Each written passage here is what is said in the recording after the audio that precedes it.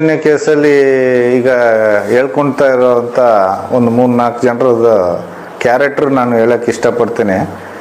ಅವ್ರ ಕ್ಯಾರೆಕ್ಟರ್ ಹೆಂಗೆ ಅಂದರೆ, ನಾನೊಂದು 25 ವರ್ಷ ಕೆಲಸ ಮಾಡಿಕೊಂಡು ಅವ್ರನ್ನ ಫಾಲೋ ಮಾಡಿರೋ ಲೆಕ್ಕದಲ್ಲಿ ನನಗೆ ಗೊತ್ತಿದ್ದ ಮಟ್ಟಿಗೆ ಉದಯ್ ಜೈನ್ನ ಉದ್ದೇಶ ಏನಂದರೆ, ಅವನು ಈಗ ಪ್ಯಾಂಟ್ ಹಾಕ್ತಾನೆ, ಹಾಗೆಲ್ಲ ಪ್ಯಾಂಟ್ ಹಾಕೋದಿಲ್ಲ, ವೈಟ್ ಪಂಚೆ ಶರ್ಟ್ ಹಾಕ್ಕೊಂಡು ಆಟೋ ಓಡಿಸೋದು. ಇವರು ಎಲ್ಲರೂ ಲೈನಲ್ಲಿ ಬಂದು ಪ್ಯಾಸೆಂಜರ್ ಹಾಕ್ಕೊಂಡು ಹೋದ್ರೆ ಇವನು ಮಾತ್ರ ಅಲ್ಲಿ ಹೋಗಿ ಪ್ಯಾಸೆಂಜರ್ ಹಾಕೊಳ್ಳೋದು.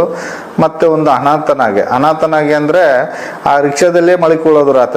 ಬೆಳಗ್ಗೆ ಎದ್ದು ಎಷ್ಟೊತ್ತಿಗೂ ರಾತ್ರಿ 3 ಗಂಟೆ 2 ಗಂಟೆ ಎಷ್ಟೊತ್ತಿಗೂ ಅವನು ಬಾಡಿಗೆ ಓಡಿಸೋದು. ಆ ಥರ ಮಾಡಿಕೊಂಡು ಕಾಲ ಕಳೀತಿದ್ದ. ಉಜಿರೆ ಹೋದ್ರೆ ಉಜಿರೆ ಸೈಡ್ ಮಲಗೋದು, ಅಲ್ಲಿ ಧರ್ಮಸ್ಥಳದಲ್ಲಿ ಪ್ರತಿಮಾ ಸ್ಟುಡಿಯೋದಲ್ಲಿ ಮಲ್ಕೊಳ್ಳೋದು, ಈ ಥರ ಮಾಡ್ತಾ ಇದ್ದ.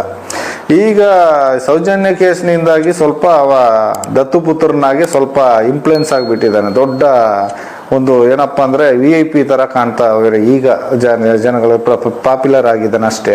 ಮತ್ತು ಇವನ ಉದ್ದೇಶ ಏನಂದರೆ, ಜನಗಳನ್ನ ಈಗ ಬಾಹುಬಲಿ ಬೆಟ್ಟಕ್ಕೆ ಕರ್ಕೊಂಡು ಹೋಗ್ಬೇಕಾದ್ರೆ ಪ್ಯಾಸೆಂಜರ್ನ ಕರ್ಕೊಂಡೋಗಿ ಬಿಟ್ಬಿಡ್ತಾನೆ. ಅವರು ಬಾಹುಬಲಿ ಬೆಟ್ಟ ಸುತ್ಕೊಂಡು ಬರೋಷ್ಟೊತ್ತಿಗೆ ಇವನು ಏನು ಮಾಡೋದು, ಒಂದು ಟವಲ್ನ ತೆಗೆದು ಮಡಿ ಮೇಲೆ ಹಾಕೊಳ್ತಾನೆ. ಮಡಿ ಮೇಲೆ ಹಾಕೋಬಿಟ್ಟು ನಾವು ಅದನ್ನು ನ್ಯಾಯದ ಹೆಸರಿಗೆ ಹೇಳಲಿಕ್ಕೆ ಸಂಕೋಚ ಪಡುತ್ತೆ, ವರ್ಡ್ ಯಾವ ಥರ ಬಳಸಬೇಕು ಅಂತ. ಅವನ ಒಂದು ಈ ಕೆಟ್ಟ ಚಟ ಅಂದರೆ, ನಾವು ಹಳ್ಳಿ ಭಾಷೆಯಲ್ಲಿ ಹೇಳ್ಬೇಕಂದ್ರೆ ನಿಜವಾಗೂ ಜಟ್ಕ ಹೊಡೆಯೋದು ಅಂತ ಹೇಳ್ತಾರೆ, ಕೈ ಜಟ್ಕ. ಆ ಥರ ಕೈ ಇದೊಂದು ಬದುಕಿ, ಇದೊಂದು ಜನ್ಮವೇ, ಎಂತಹ ದುರ್ವಿಧಿ, ಇದೆಂತಹ ದುರ್ವಿಧಿ ಕೊಂಡು ಕುಳ್ಕಾಡಿಸ್ಕೊಳ್ತಾ ಇರ್ತಾನೆ. ಏನಪ್ಪ ಇವನು ಕೈ ಕುಳ್ಕಾಡಿಸ್ತಾನೆ ರಿಕ್ಷಾದಲ್ಲಿ ಕೂತ್ಕೊಂಡು ಅಂತ ನೋಡಿದ್ರೆ, ನಮ್ಮ ಕೆಲಸ ಕಸ ಗುಡಿಸೋದು, ಬೆಂಕಿ ಕೊಡೋದು. ನಾವು ಗಂಡ ಹೆಂಡತಿ ಆ ಕೆಲಸ ಮಾಡ್ತಾ ಇರ್ತೀವಿ. ನಮ್ಮನ್ನು ಕರಿತಾನೆ, ನಾನು ಅಲ್ಲಿಗೆ ಹೋಗ್ತೇನೆ. ಹೋಗುವಾಗ ಹಿಡ್ಕೊಂಬಾರ ಕೈಯಲ್ಲಿ ಅಂತ ಹೇಳ್ತಾನೆ. ನಾವು ಅದನ್ನು ಅವನ ಕೈಯಲ್ಲಿ ಇಟ್ಕೊಳ್ಬೇಕಂತ, ಅವನ ಒಂದು ಯಂತ್ರವನ್ನು ನಾವು ಕೈಯಲ್ಲಿ ಇಟ್ಕೊಳ್ಬೇಕು ಅಂತ ಹೇಳ್ತಾನೆ. ಹೌದು, ಅವನು ಹೇಗೆ ಆಸಾಮಿ? ಗಂಡ್ಸು ಅಲ್ಲ, ಹೆಂಗ್ಸು ಅಲ್ಲ. ಈ ಭಾಷೆಯನ್ನು ನಾನು ನ್ಯಾಯಾಲಯ ಮುಂದೆ ಹೇಳಲಿಕ್ಕೆ ನನಗೆ ಸಂಕೋಚ ಆಗುತ್ತೆ. ಅವನು ಆ ಥರ ಒಂದು ಕ್ರೂರವಾದ ಒಂದು ಇದು ಮಾಡ್ತಾರೆ.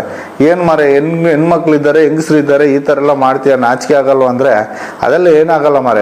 ಈ ಒಂದು ಅದ್ಭುತವಾದ ಕ್ಷಣಕ್ಕೆ ಭಾರತವೇ ಸಾಕ್ಷಿಯಾಗಿದೆ. ಹಿಡ್ಕೊಂಬಾರೆ, ಏನಾಗಲ್ಲ, ನೋಡು ಹೇಗಿದೆ ನೋಡು ಅಂತ ಹೇಳ್ತಾನೆ. ಆ ಥರದ ಒಂದು ದೊಡ್ಡ ಕ್ರೂರ ಪಾಪಿ ಅಂದರೆ ದೊಡ್ಡ ಕೋರು. ನಾನು ವಿಠಲಗೌಡ, ಸೌಜನ್ಯ ಮಾವ. ಫಸ್ಟಿಗೆ ನನ್ನನ್ನು ಮಾಜರಿಗೆ ಕರ್ಕೊಂಡೋಗಿದ್ರು. ಅಲ್ಲಿ ಸುವಾಗ 3 ನಮಗೆ ಒಂದು ಬುರುಡೆ ಸಿಕ್ಕಿದೆ ಅಲ್ಲಿ ಮೇಲೆ. 2ನೇ ಸಲ ಹೋಗುವಾಗ 5 ನನ್ನ ಕಣ್ಣ ಎದುರಿಗೆ 5 ಸಿಗುತ್ತೆ. ಅದರಲ್ಲಿ ಒಂದು ಮಗುದು ಅನ್ನೋದು ಕಾಣ್ತದೆ.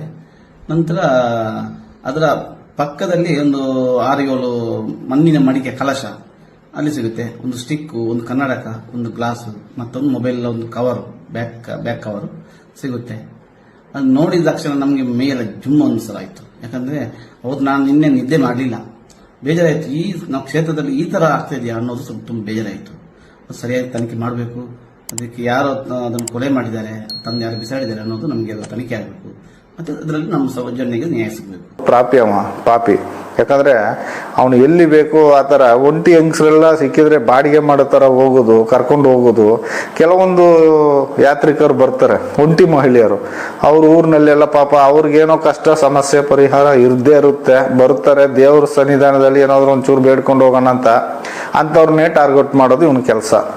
ಆ ಹೆಂಗಸರನ್ನು ಕರ್ಕೊಂಡು ಹೋಗೋದು, ಎಲ್ಲಾದರೂ ಒಂದು ಕಡೆ ಕಾಡು ಇದ್ದ ಕಡೆ ಹೋಗೋದು, ಏನೋ ಮಜಾ ಮಾಡೋದು. ಅವ್ರಿಗೆ ಕಾಸು ಕೊಡ್ತಾನೆ ಇಲ್ವೋ ಗೊತ್ತಿಲ್ಲ. ಈ ಥರದ ಉದ್ಯೋಗದಲ್ಲಿ ಅವನು ತುಂಬ ತಡ್ಕೋತಾನೆ.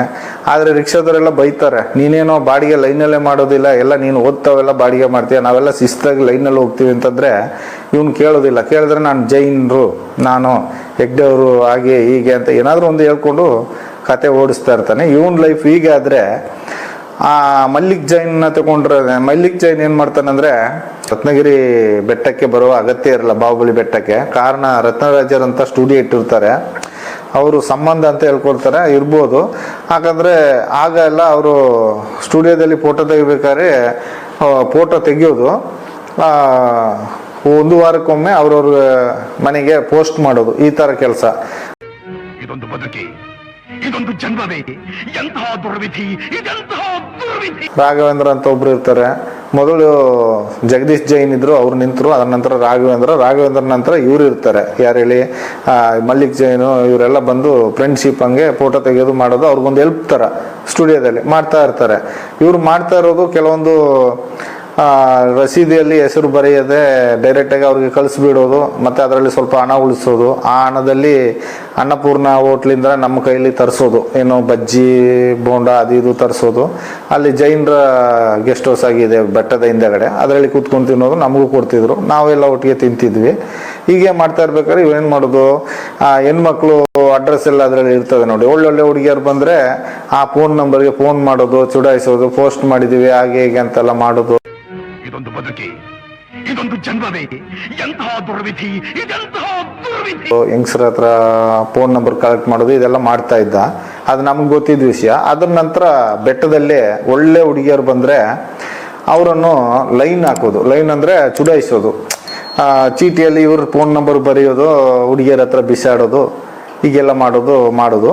ಈ ಕಡೆ ಸ್ಟೆಪ್ನಿಂದ ಕೆಳಗಡೆ ಇಳ್ಕೊಂಡು ಹೋಗೋದು. ಕೆಳಗಡೆಯಿಂದ ಬೇರೆ ಹುಡುಗಿ ಬಂದರೆ ಆ ಹುಡುಗಿಯನ್ನು ಫಾಲೋ ಮಾಡ್ತಾ ಮೇಲೆ ಬರೋದು. ಇದೇ ಕೆಲಸ ದಿನನಿತ್ಯ. ಇವರು ಇನ್ನೊಂದು ಹೇಳ್ಬೇಕಂದ್ರೆ ಸಂತೋಷ್ ರಾವ್ನ ಹಿಡ್ಕೊಟ್ವಿ ಅಂತ ಹೇಳ್ತಾರೆ. ಹಿಡ್ಕೊಡೋಕ್ಕೆ ಇವ್ರಿಗೆ ಅರ್ಹತೆ ಇಲ್ಲ. ಕಾರಣ ಅಂದರೆ ಬಾಹುಬಲಿ ಬೆಟ್ಟದಲ್ಲಿ ಇವರಿಗೆ ಜಾಬೇ ಇಲ್ಲ. ಇವರ ಕೆಲಸ ಕಚೇರಿಯಲ್ಲಿ. ಇತ್ತೀಚೆಗೆ ಅವರ ತಂದೆ ತೀರಿದ್ರು. ತಂದೆ ತೀರಿದ ನಂತರ ತಂದೆ ಕೆಲಸವನ್ನು ಅವರಿಗೆ ಕಚೇರಿಯಲ್ಲಿ ಕೊಟ್ಟರು. ಕಚೇರಿಯಿಂದ ಅವರ ಕೆಲಸ ಆ ಕಡೆ ದೇವಸ್ಥಾನದ ಕಡೆ. ಬಾಹುಬಲಿ ಬೆಟ್ಟಕ್ಕೆ ಅವರು ಕಾಲಿಡುವ ಅಗತ್ಯ ಇರೋದಿಲ್ಲ.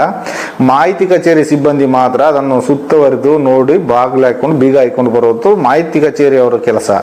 ಇವರು ಆ ದಿವಸ ಹಿಡ್ಕೊಡ್ಲಿಕ್ಕೆ ಅಂತ ಉದ್ದೇಶಕ್ಕಂತಲೇ ಅವರು ಅಲ್ಲಿಗೆ ಹೋಗಿದ್ದಾರೆ. ಇವರೇ ಹಿಡ್ಕೊಟ್ಟಿದ್ದಾರೆ. ಸಂತೋಷ್ ರಾವ್ನ ಇವರೇ ಹಿಡ್ಕೊಟ್ಟದ್ದು. ಕಾರಣ ಕೇಳಿದ್ದ ಕೇಳ್ತಾರೆ, ನನ್ನ ಕರ್ತವ್ಯ,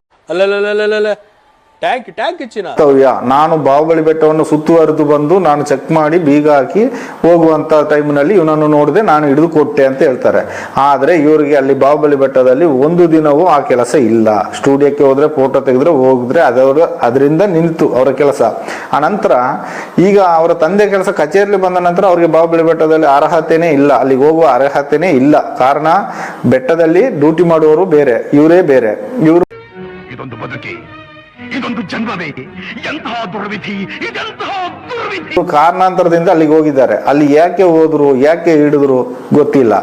ಆದ್ರೆ ಇವ್ರು ಹೇಳೋದು ಒಂದೇ ಕಾರಣ, ನನ್ನ ಡ್ಯೂಟಿ ಅಂತ ಹೇಳ್ತಾರೆ. ಇವರ ಡ್ಯೂಟಿ ಸತ್ಯ ಅಲ್ಲ, ಇವರ ಡ್ಯೂಟಿಯೇ ಅಲ್ಲ.